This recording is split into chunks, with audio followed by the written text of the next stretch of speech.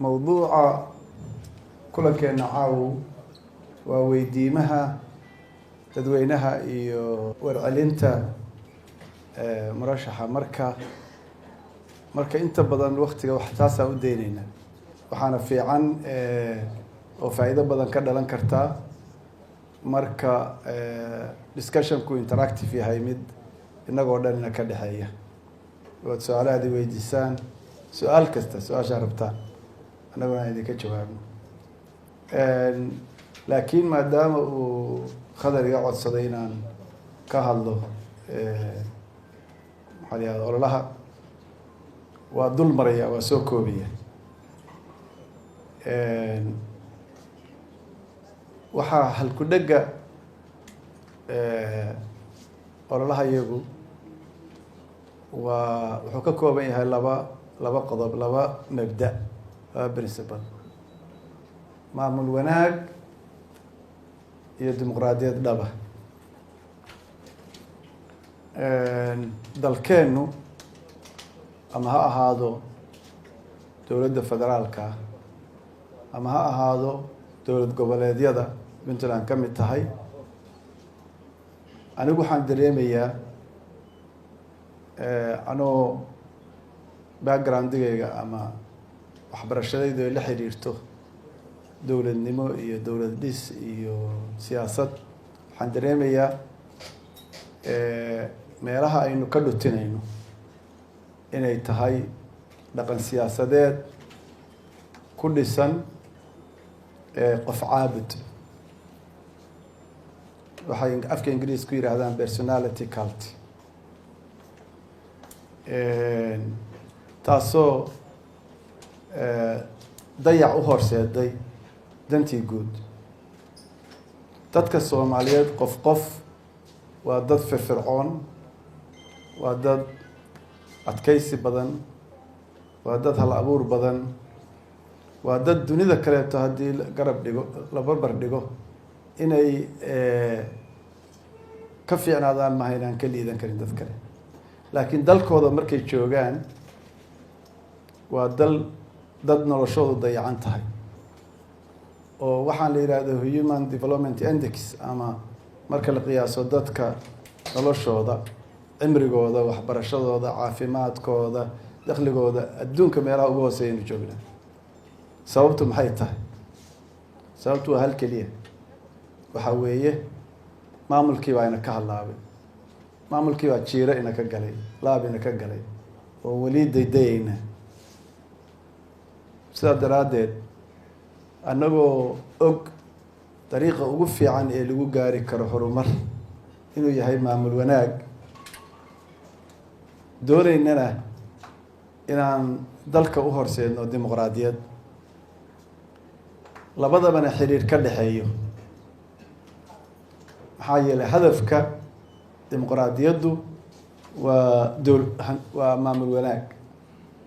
maamul wanaaguna wuxuu horseedaa dimuqraadiyad dhaba marka labada xiriirna waa ka dhaxeeyaa wayna iskaabaan way isbuuxiyaan marka haddaad maqashaan qof dimuqraadiyad ka sheekeynaya laakiin aan maamul wanaag wadin dimuqraadiyad ma hayo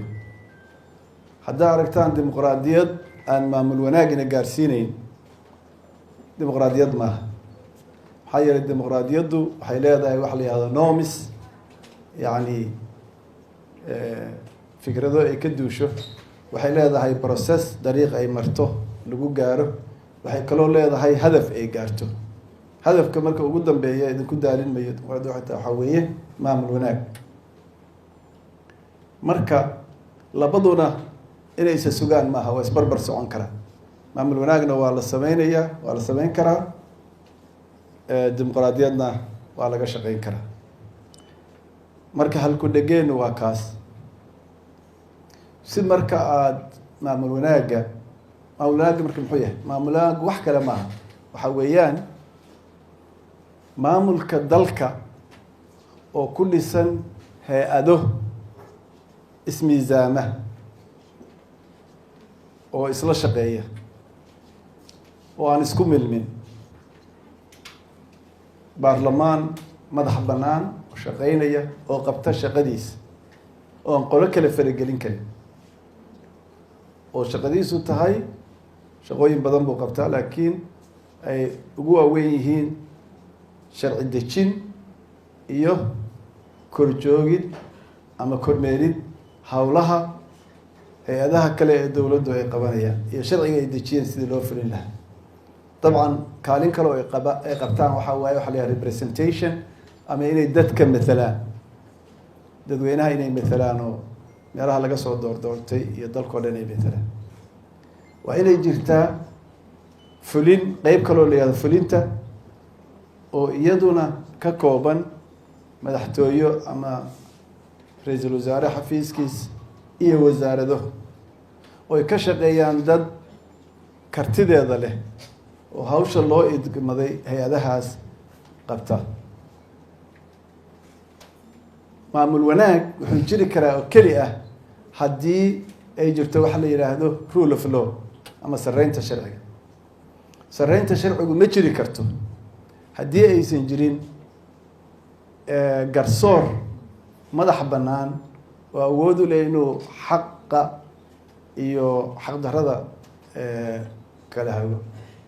oo awood u leh inuu xukuumadda madaxweynaha ku yiraahdo waxa kani constitutional ma ah waxaan dastuurka ma waafaqsan adduunka dimuqraadiga oo dhan waxaasaad maqlaysaan way ka dhacdaa oo dhihi kara baarlamaanka sharcigan aad dejiseen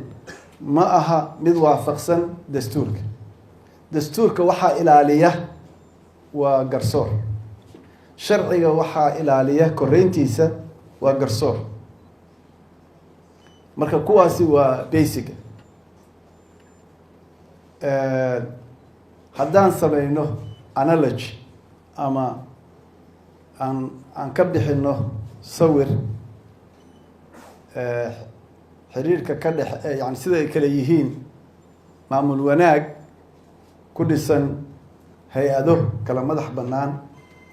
iyo maamul ku dhisan hal qof taladiis aan ka soo qaadno laba geed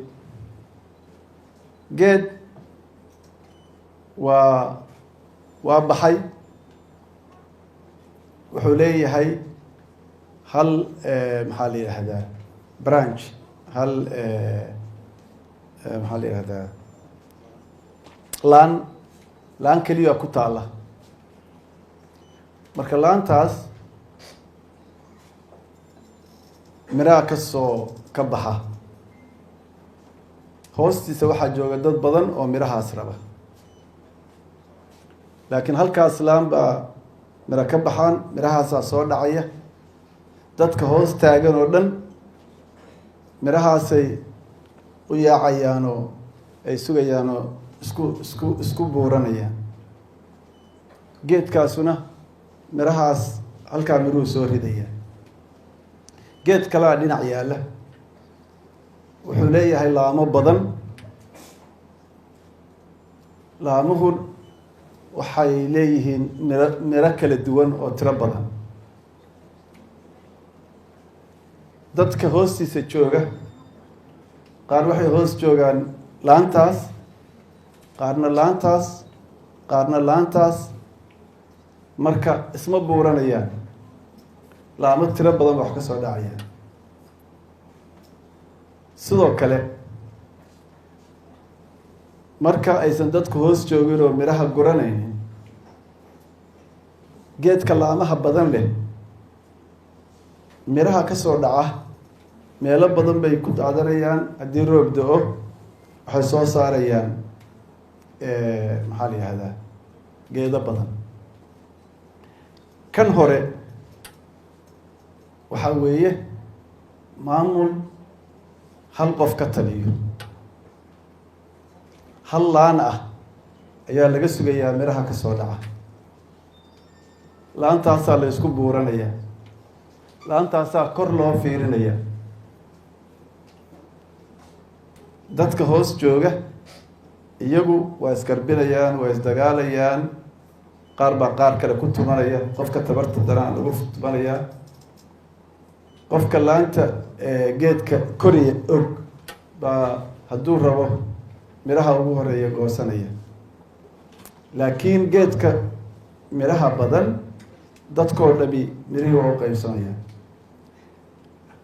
mid marka waxaa weeye hal qof ka geedka la-aanta ah ayaa maamulkii jooga kan kaleetana hay-ado miraha soo daadanaya laamuhu waa hay-adihii dowladda waa baarlamaankii waa maamulkii executivekii fulintii waa maxkamadihii waa wasaaradihii ka baxayey miraha daadanaya oo tirada badan oo dadku qaybsanaya waa caafimaadkii waa waxbarashadii waa amnigii haddii marka maamulka marka waxaa saldhig u ah horumarka ummadda waxaa saldhig u ah hay-ado oo ah laamihii geedka si miraha loo gaaro miruhuna waa mashaariicdii la qabanayay oo dadka noloshooda hagaajinayay miro ma dhalan karaan mashaariic caafimaad iyo amni iyo horumar dhaqaale iyo investmentin lama gaari karo haddii aysan jirin geedka jiridiisa iyo laamaha mirihii waa inay laamahaas ka baxaan oo kasoo dhaca marka inagu mararka qaarkood waa ishormarina iyada oo laamihii aysan jirin oo geed hal laan leh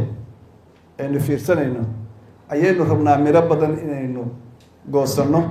oo caafimaad helo oo amni helo oo geedkaasna halkaa miro laantaasna halkaa miro keliya kasoo dhacay marka tusaalahaasi wuxuu inoo sheegayaa farqiga u dhexeeya maamul wanaag iyo xaaladda aan inta badan ku jiro oo ah maamul ku salaysan qof idinkuna aan markhaanti ka tihi uma baahnidin inaan idiin sheego madaxdu siday baarlamaanka u gasho maxkamadihii say yihiin wasaaradihii say yihiin sida dadka loo soo sooco ama loo xulo waxaasoo dhan waa ogtihi marka waxaan rabnaa inaanu abuuro geed ama geedo laamo badan leh oo miro badan daadiya oo dadku aysan ku mashquulin siday isugu buuran siday hal laana ay uga sugi lahaayeen inay noloshooda gaarto now dimuqraadiyadduna taas kama foga marka wixii su-aalo ah marka barnaamijkaygu waa saas dabcan barnaamijka waxaa ku jira waxyaaba badan baa iyadoo la sameyn waxyaaba badan baa la isla wadi karaa bani aadan baynu nahay 100 shaqaynu qaban karaa yani hooyada guriga joogta dharkay dhaqdaa cuntaday karisaa gurigay nadiifisaa gurigay gobashaa ilmahay waxbartaa waa multitasking maamul wanaag baynu samayn karaa dimuqraadiyad baynu samayn karaa mashaariic baynu samayn karaa intaasoo dhan waa isgarab wadi karaa laakiin intaasoo dhan waxaa saldhig u ah maamul wanaag dalkeennu waa qani yani marka barnaamijkayga waxaa ku jira sidii loo horumarin lahaa ama targeted iyadoo ah meelo aan ka bilaabayno mashaariic ahaan si horumar dhaqsaa loo gaaro laakiin waxaasoo dhan waxaa buddhigo u ah ama asaas u ah maamul wanaag waxaan insha allahu rajaynaynaa kuna kalsoonnahay haddii aan guulaysano marka waqtigeygu dhammaado inay puntland gaarayso dimuqraadiyad buuxisay maamul wanaag marka hore mashaariic iyo dadkeenoo maxaa la yihahdaa noloshooda hagaagto iyo dimuqraadiyad buuxisay macnihii ay lahayd oo dhabta ahaa shuruudaheedii iyo ahdaaftii ay gaari lahayd oo reer puntland isaga raali yihiin waa mahadsantihiin